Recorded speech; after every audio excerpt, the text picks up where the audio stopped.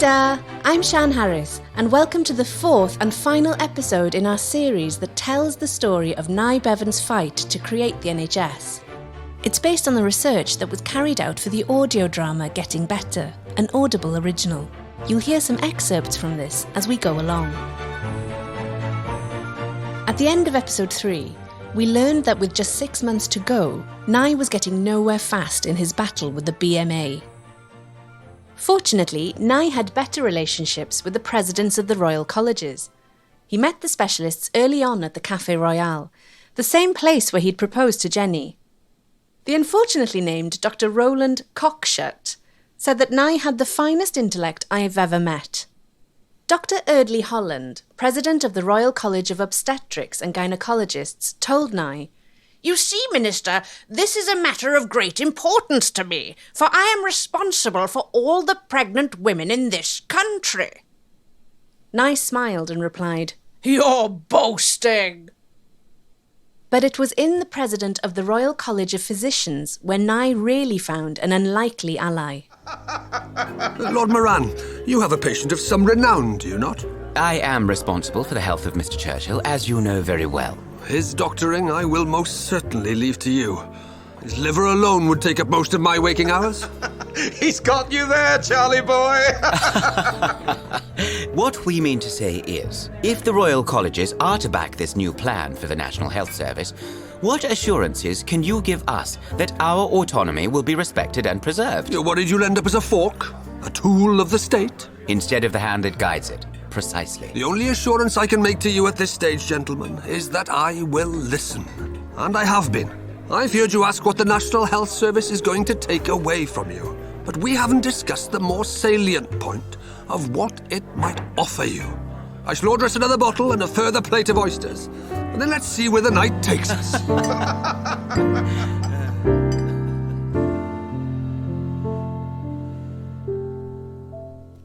The president of the Royal College of Physicians was Charles Wilson, Lord Moran, or Corkscrew Charlie as he was known by some. He had been the physician to Lord Beaverbrook, and also became Churchill's physician from the beginning of his premiership. Despite Aneurin and Churchill having their highs and lows, Aneurin and Moran really hit it off. It helped, of course, that Aneurin had already made his own famous compromise, allowing pay beds in hospitals and permitting hospital doctors to maintain a roster of private patients if they wished to. Aneurin would say, "I stuffed their mouths with gold." But in return, he got the support of the Royal College of Physicians for the NHS. Aneurin's fear was that if the prestigious doctors stayed out of the NHS, along with their wealthy patients, a two-tier system might develop. He believed that if the wealthy used the NHS, it would never be starved of funds. With Lord Moran as an ally, this was more likely to become a reality. Moran went on to achieve some notoriety in the 1960s by publishing a book about his patient Winston Churchill. In it were medical details that only Churchill's doctor could have known. It was the book that revealed Churchill's struggles with the black dog, the term he used to describe his depression during the war. Churchill's widow, Clementine, naturally wondered how Moran hoped to square such revelations with the traditional view that the doctor-patient relationship was confidential. On the 24th of March 1948, Moran told Aneurin, "The corporation of the general practitioners could be won if the minister made it crystal clear that no whole-time salaried medical service would be brought in ever, either by legislation or by department regulation." Indeed, Moran told Aneurin that if he achieved that, then the Royal College of Physicians would release a statement saying they could see a real prospect of a peaceful solution to the controversy. Finally, there was light at the end of the tunnel. So long as Moran remained president of the Royal College, he could get the doctors on board.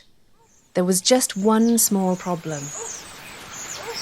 Do you see? Sternus vulgaris, starlings, all working together. It's a good omen, Bevan. Eagles fly alone, while starlings flock together.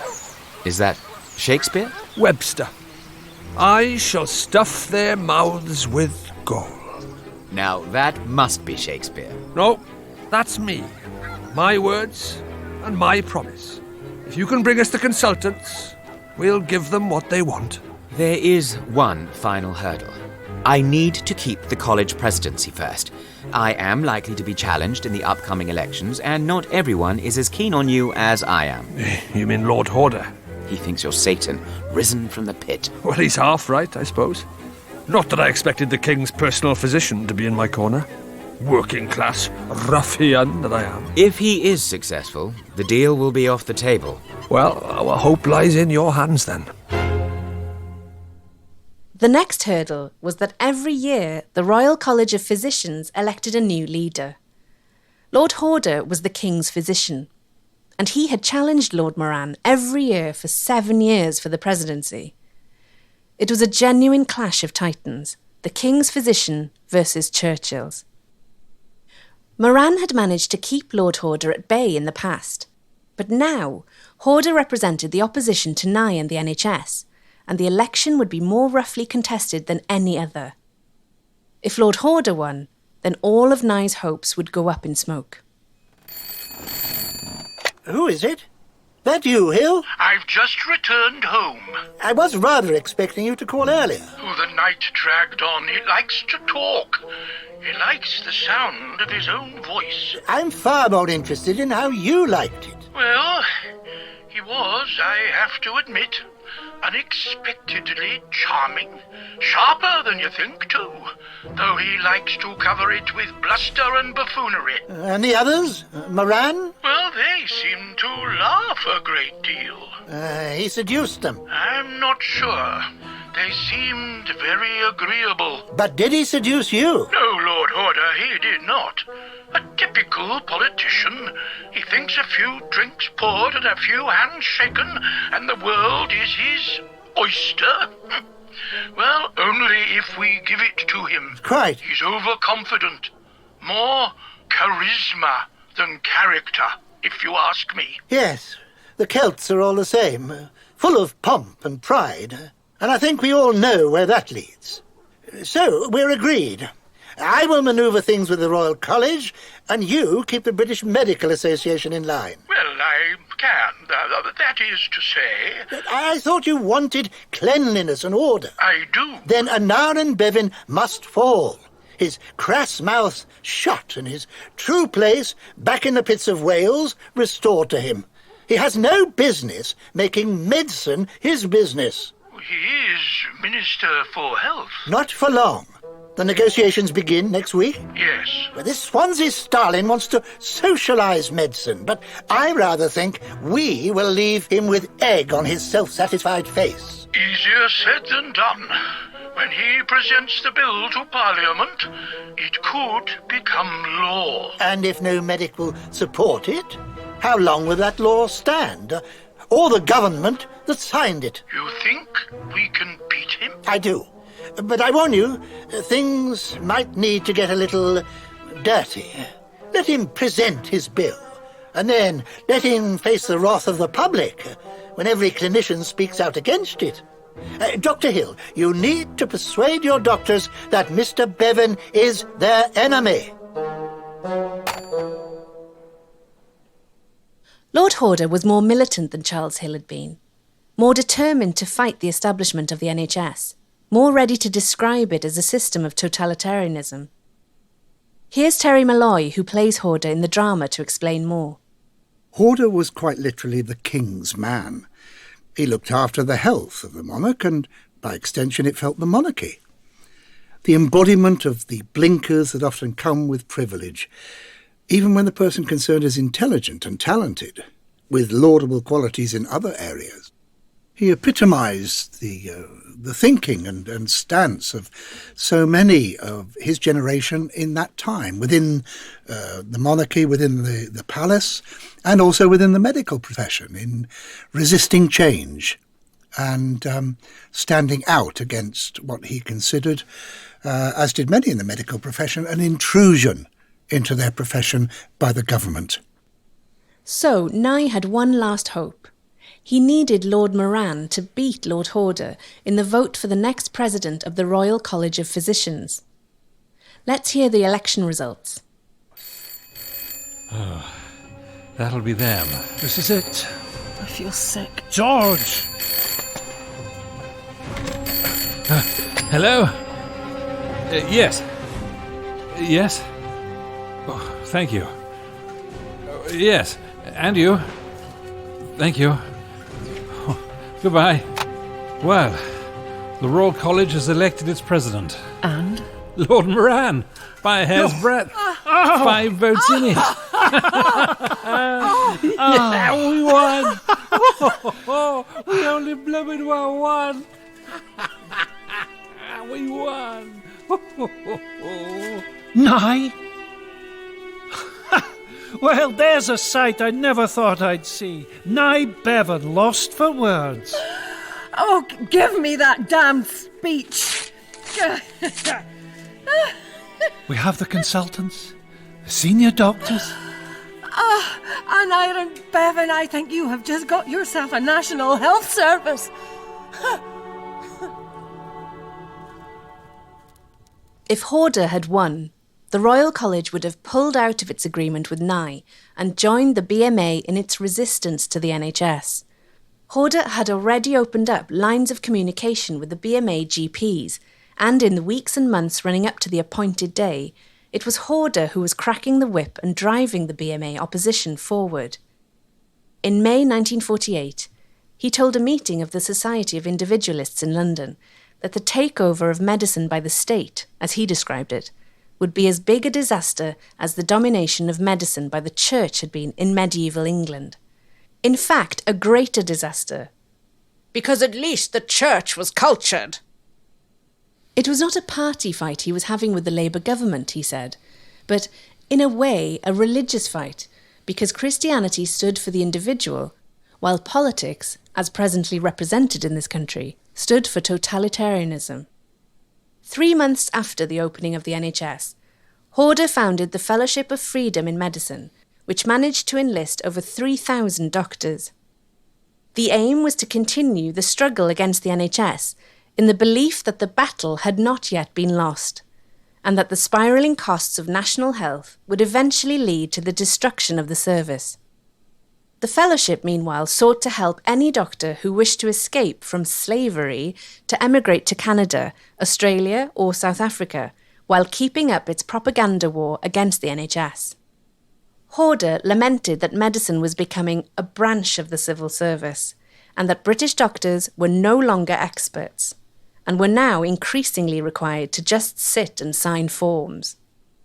Horder died in 1955, still railing against the NHS, but aware that even the Conservative Party itself was on the point of accepting the permanence of Nye Bevan's great achievement. In that year, the Tory Chancellor Ian MacLeod announced that the NHS had been taken out of politics. That has never been true, of course, but in a sense its existence has been. No politician, at least not yet, would be able to survive a brief for its demolition. Now Nye had the specialists on board, he needed to convince the BMA to hold a second plebiscite. Key to this was making the pledge never to make doctors full-time salaried employees of the state. In addition, as Nick Thomas Symonds highlights, Nye stressed that the £300 minimum was not designed for doctors in their prime, as there were many opportunities for doctors to earn money. This fixed element of the salary was for new and young doctors to get started. It was also for the older practitioner wishing to ease up in old age. This did mean that Nye had a problem with the left of his party.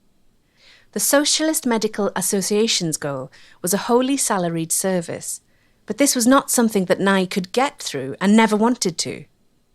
So, with these compromises in place, in May 1948, with just 2 months left to go before the entire health service started, the doctors held their second plebiscite.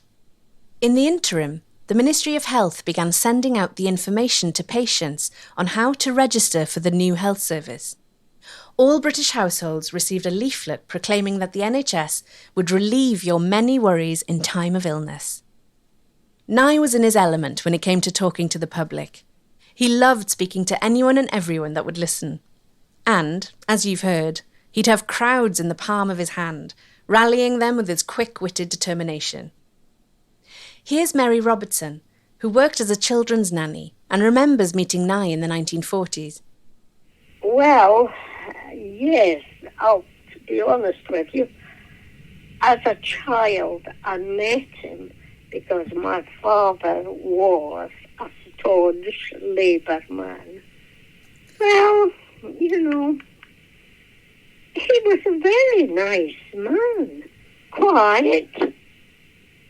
Well, at least I remember him quiet. He spoke to us children as you know, just as if he would be speaking to his own, I suppose. Uh-huh. Oh, yes. Yes. No, I liked him. He was very nice. At the time, Mary remembers paying for the doctor. I think I remember it was 2 and 6pence that you paid the doctor. Can remember. Oh, my mother taking my young sister to the doctor before the national service, and it was always 2 and 6pence. 2 and 6pence was no, 5 shillings was half a crown, so it was a quarter. What would have it bought us? Oh dear, quite a lot, I can assure you. Soon, everyone could start to see the advantages of the NHS. And that was a boon for people that had children with disabilities, because no longer did they have to pay for the operations, the boots, the calipers, and all those sorts of things. The BMA began, finally, to understand that the tide of public opinion might turn against them. They were terrified of being in the same position as between 1911 and 1913, when they fought against Lloyd George's National Insurance Act and the introduction of panel patients. They lost that battle, and their arguments were proved wrong by history. Would they make the same mistake again? And the results of the vote? Of the 54,724 members, 40,622 voted. The vote against the NHS was 25,842. The votes for, 14,620. Nye had lost again. However, of the 20,000 GPs, over 10,000 of them had voted for the NHS, a swing of over 7,000 votes, and over 50% supported. Nye's strategy of limited compromise had worked, and by their own rules, the BMA could not stand in the way of the new National Health Service. Ah, cometh the hour, cometh the man. Good morning, Prime Minister. Not quite the hour. We still have 2 days to go. The NHS has yet to fling wide its gates. Ever the optimist, aren't you, Mr. Morrison? Herbert and I were just talking about the party rally. I was advising against it. Speeches. Possibly not the best idea at a time like this. You're saying we should unveil the biggest and most revolutionary health provision in the history of the world and hope that no one notices? If you make grandiose promises, and the next day your words are printed next to photographs of the walking wounded queued around the block, it will hardly do us any favours, especially come the next election. Nonsense! We shall rally the faithful and enjoy our triumph. If we've earned anything, we've earned that. We, Prime Minister? I will say a few words, of course, but on such an historic occasion it rightly falls to the leader of the country to summarise our achievements. Get the public thinking about the next election, make hay and all that. Well, if we're doing that, then perhaps I should join you. I do carry weight with the party faithful, and a few words from me might help. I'm sending you to Berlin. Things between the Russians and the Americans are getting sticky. I need you and Ernest out there. You can catch up when you get back. But Don't worry. Nye and I are perfectly capable of setting the tone, aren't we? I will do my best, Prime Minister. You see how modest he is, Herbert? People like that in a future leader. They like that a great deal. Enough doctors were now on board for the NHS to move forward.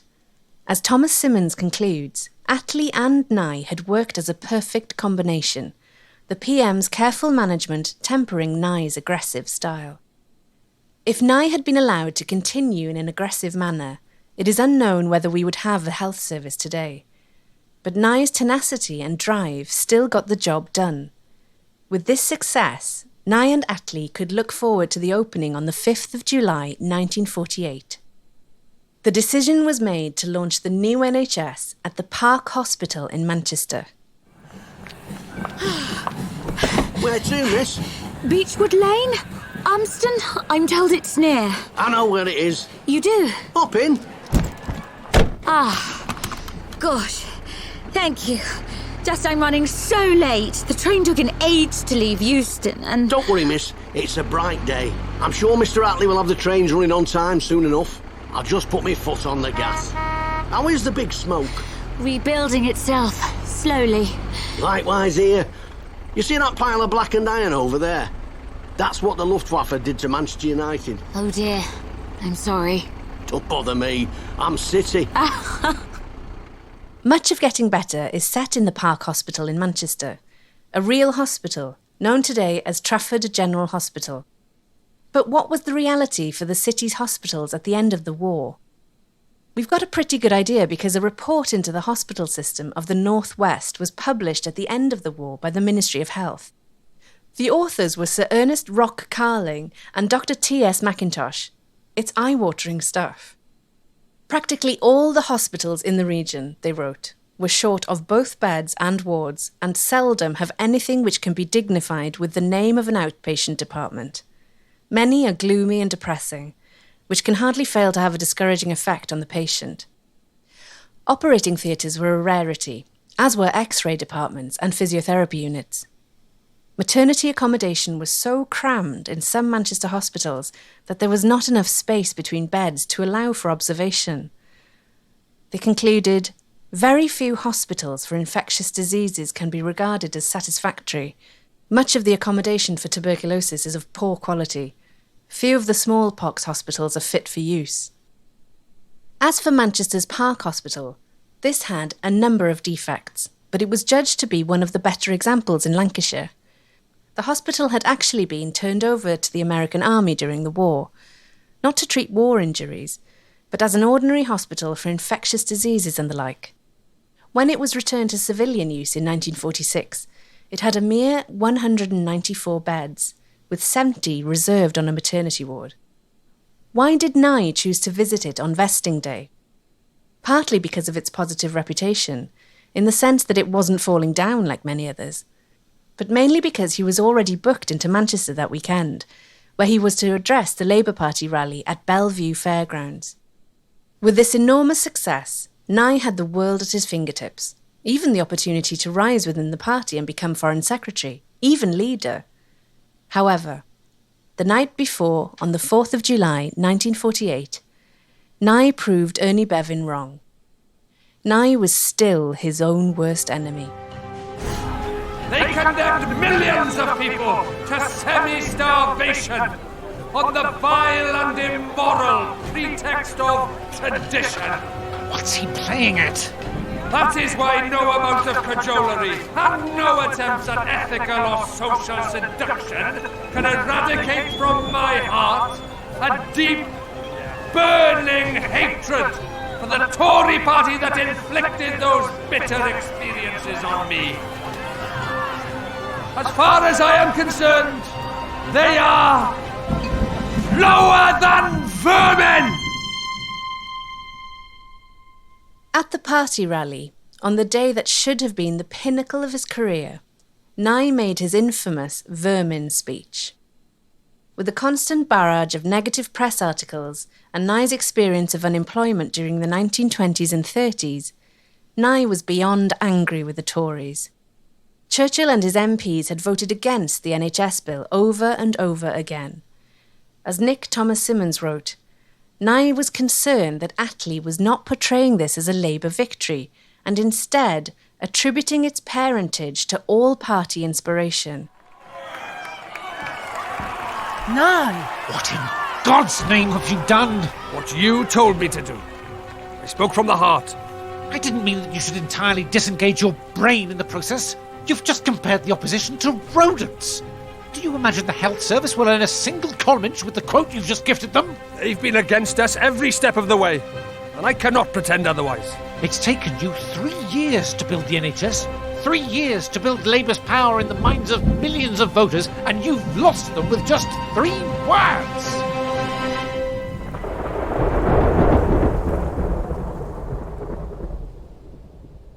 During the 1950s, Morrison was able to claim that Nye's speech gave Churchill and the opposition the ammunition they needed to begin a political comeback. Jenny Lee herself defended Nye to the hilt, stating that he never meant to imply Tory voters were vermin. Nye, in her estimation, would always distinguish between the person and the politics. Here's what Nye actually had to say about the Tories in 1959. The Conservatives themselves are not bad people. What separates us from them is not that we are good and they are bad. We have all much of a muchness, goodness in us and badness in us. He simply did not see poverty as inevitable and genuinely thought that the Tories could have done more. The damage, however, was done. The day following the speech, Nye went to the Park Hospital, where he symbolically received the keys to the hospital and finally opened the National Health Service. An honour guard of nurses. Well, it should be me applauding them. Thank you, Mr. Bevan. Bye. No, thank you. Thank all of you. This way, Mr. Bevan. Just through here. He spent an hour or so looking round and was widely photographed at the bedside of a young teenage patient called Sylvia Diggory. There was much apprehension on the 5th of July 1948. Michael Foot states that on the day itself, 3/4 of the population had signed up under the scheme. 2 months later, 39,500,000 people, or 93%, were enrolled in it. A few months after that, the figure had risen to 97%, where it has stabilised ever since. Given the 2 plebiscites suggesting a boycott of the service by doctors, no one knew how many doctors would actually turn up. George Godber recalled in his 1972 book, The Health Service Past and Present, that there were predictions of utter chaos. Other witnesses remember wondering whether any patients would turn up at the surgeries on the day. What was the point when there were no doctors? Others expected to be overwhelmed on day 1. Everybody would turn up because it was free. One Birmingham GP actually put up barricades. There were inevitably teething problems, but if you just stopped to imagine what was achieved, just in terms of administration, it was truly remarkable. The first year of the NHS, to the satisfaction of its critics, saw an astonishing overspend. The first year's estimate had been £268 million. The actual cost was £373 million. The second 12 months estimate of £352 million was also smashed, with a final reckoning of £449 million. The Cabinet met to discuss this, and Nye's enemies had a field day. The other spending departments, particularly Defence, wanted to know what had gone so wrong. But Nye was not disturbed. He talked of the health deficit and said it was not surprising the NHS had gone over budget in its first 2 years since it was dealing with the accumulated health woes of half a century. But privately he was concerned. "I shudder to think," he wrote, "of the ceaseless cascade of medicine which is pouring down British throats at this time." A plea was sent out to doctors not to overprescribe. Meanwhile, Attlee took to the airwaves and asked for more restraint from the population in general. The estimates and the reality began to converge after 1950, and by 1951, the overspend was down to less than £1 million. But in certain minds, the NHS had failed, and the alarmists amongst them thought that without radical reform, it might even bankrupt the nation. In 1951, a cabinet row about charging for teeth and spectacles culminated in Nye's resignation. He felt that the money was being skimmed off the health budget in order to pay for the Korean War. Characteristically, he reached for Shakespeare, Titus Andronicus, and declared, "The health service will be like Lavinia, all the limbs cut off and eventually her tongue cut out too." When Nye left government, medical opinion was split. The Lancet paid homage to the man, but the BMJ was as spiteful as ever. Here's Kathryn Drysdale, who plays Dr. Eva Calloway in the drama, to quote what they said. His vicious attacks on the profession, his attempts to sow discord, and his rudeness in negotiation would never be forgotten. He never rose above being a clever politician, and at critical moments he failed to become a statesman. He had done his best to make himself disliked by the medical profession, and by and large, he had succeeded. That judgment has not stood the test of time, and, it's fair to point out, did not survive long in the BMJ either. Most doctors today see Nye Bevan as the public sees him, and as even Charles Hill saw him towards the end of his own life. That is, as a genius. Some supporters of the NHS, and some opponents too, originally believed that the service would become a self-liquidating expenditure commitment, that as people's health improved, they would draw on healthcare less frequently. Nye never quite believed that, though he did expect frontline services and preventative medicine to become the keystones of the system. His vision of the future was of large, well-resourced health centres serving the community, and a few specialist hospitals behind them to mop up what preventative medicine could not deal with. The general assumption, shared by Beveridge and Nye, was that costs would rise until about 1965, and then would remain static. Neither, however, seemed to account for the effect of an ageing population. Then again, Nye did not believe healthcare would ever be cheap. "We shall never have all we need," he said. "Expectation will always exceed capacity." And of course, good healthcare creates its own demand, as do new technologies and advances in medical science. What saved the NHS in its early years were two things. The first was its obvious popularity. The second was the findings of the government-appointed Gilbert Committee into its costs. In 1956, its report gave the NHS a resounding thumbs up. The main discovery was that health costs had actually fallen in relation to GDP since 1949 to 1950. Far from being out of control, there appeared to be a remarkable discipline in NHS expenditure. Here's what Nye had to say about the Gilbert Committee. When MacLeod was made Minister of Health, he appointed a committee of inquiry. The purpose of that committee of inquiry was to give him an excuse to attack the health service. That was the purpose of it. After all, the health service was a pioneer service, that's to say, nothing like it had ever been done before, and probably it was full of mistakes. So he appointed a committee called the Gilbert Committee to find out the mistakes. And it sat for 3 years. It probed the health service, probed its financial structure, probed its administration. It took a stethoscope to it. It took swabs from it. It took blood counts from it. It examined it for muscular trauma. It did every conceivable thing to find out what was wrong. And after 3 years, they made a report. They couldn't find anything seriously wrong.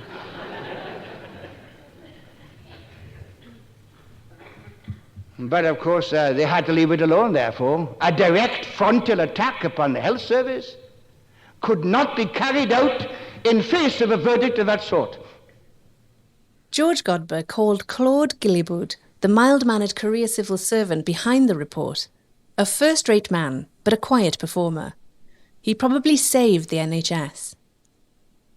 The NHS was safe after 1956. Labour had always supported it, of course, but now the Tories started to do so as well.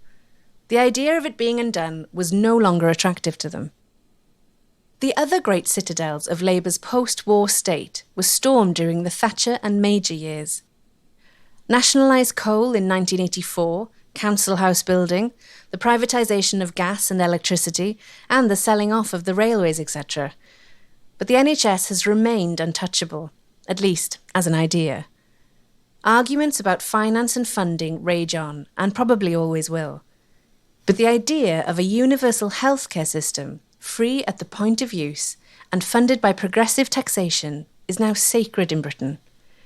Nye's achievement lives on, heading towards its century. Just over 10 years after the appointed day, Jenny was worried at how tired Nye was looking on the election campaign trail.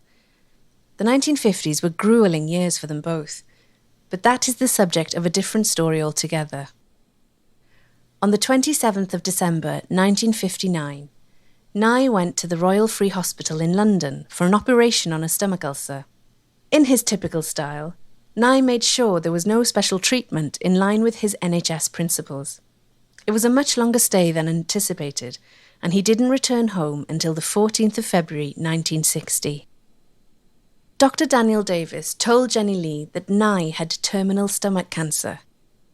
Devastated, Jenny made Daniel promise not to tell Nye. She wanted Nye to be thinking and planning ahead, taking an almost sensuous pleasure in using his beautiful mind to his last moment of consciousness. Nye died on the 6th of July 1960, aged just 59.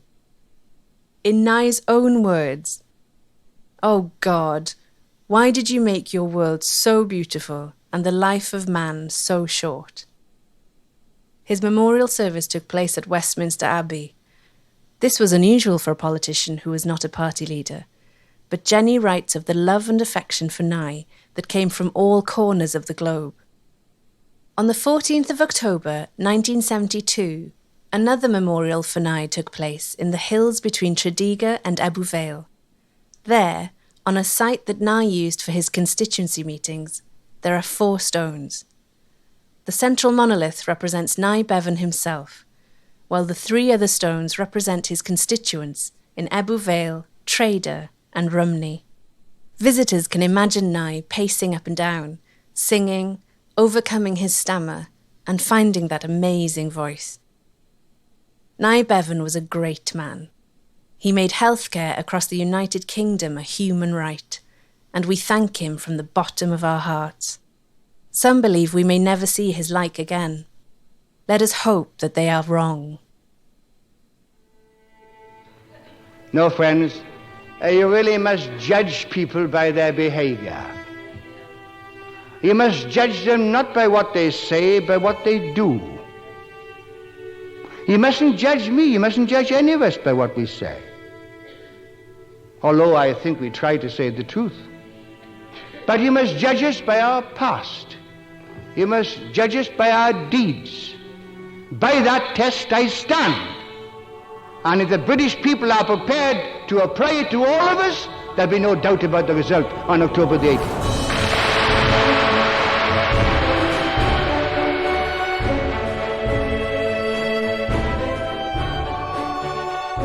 Thank you for listening to our podcast about the fight for the NHS. We hope that we never take it for granted and it keeps getting better and better. Narrated by me, Sian Harries. Written by Ian Haig, Kenton Hall, Mark Hayhurst and Dr. Carole Reeves.